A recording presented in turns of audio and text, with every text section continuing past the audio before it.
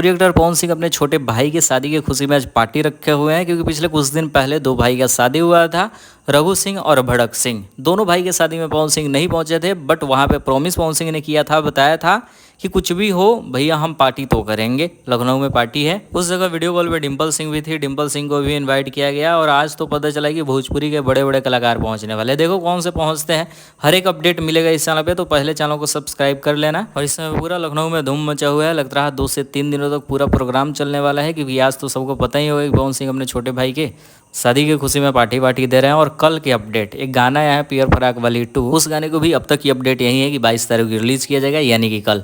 लेकिन जब भी गाना रिलीज हो उस गाने का भी इवेंट होने वाला है, क्योंकि बहुत बड़ा गाना है तो माहौल भी बनाना है। और पहला वाला पार्ट तो सबको पता ही होगा 600 मिलियन व्यूज़ गया है, तो बहुत बड़ा गाना रिलीज हो रहा है। कल या परसों इवेंट होगा, हर एक अपडेट मिलेगा, चैनल को सब्सक्राइब करे रहे।